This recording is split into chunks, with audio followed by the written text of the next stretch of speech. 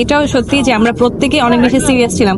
প্রত্যেকটা টিম, 4টা টিমই আমরা যারা খেলেছি প্রত্যেকে তাদের কিন্তু বেস্টটা দেওয়ার চেষ্টা করেছে তাদের মতো করে। এবং আমি তো দেখতে পাচ্ছি যে যারা অভিনয় মডেলিং করছে, যারা শিল্পী, যারা সবাই খুব ভালো দুর্দান্ত খেলছে। আমার কাছে মনে হয় যে তারা কেন মানে হয় না আমাদের ফাইনাল আমাদের বাংলাদেশ টিমে কেন খেলছে না, এরকম মাঝে মাঝে আমরা ফান করে বলছি, কারণ তারা এতই ভালো খেলছে।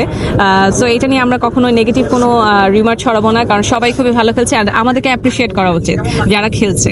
আচ্ছা, গান গাওয়া বেশি কঠিন নাকি আপনার ক্রিকেট খেলা?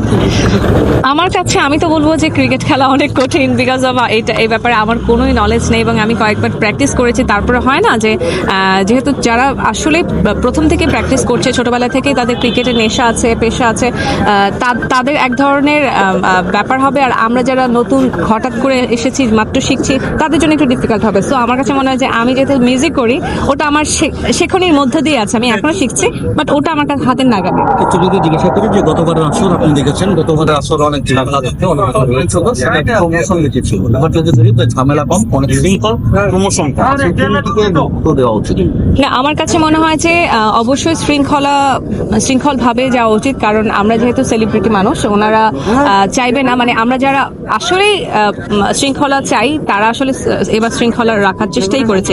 ভাইরাল তো খুবই ইজি হওয়া, বাট এটা থেকে আমার মনে হয় যে সুশৃঙ্খল ভাবে একটা সুন্দর একটা খেলা আমরা যদি দর্শককে উপহার দিই, সেটা আসলে খুবই তারাও আসলে খারাপ বলবে না, তারাও ভালো বলবে যে না, অ্যাপ্রিসিয়েটেবল। আচ্ছা, গানের সঙ্গে যদি একটু বলুন যে সামনে আসলে কি কাজ আছে? আচ্ছা, খুবই আনন্দের সাথে জানাচ্ছি যে আমার ইউটিউব চ্যানেল কর্নিয়া থেকে একটা নতুন গান আসতে যাচ্ছে, ধামাকা আসতে যাচ্ছে আমি বলবো, যে গানটির নাম হচ্ছে লাল জামদানি শাড়ি। তো এই গানটি আসলে আজকেই বলছি, এই গানটি খুব রিসেন্টলি, যেহেতু খেলার আমেজ ছিল এই জন্য আমার গানটা বের হওয়ার চান্স ছিল কম, আমি ওখানে মনোযোগ দিতে পারিনি।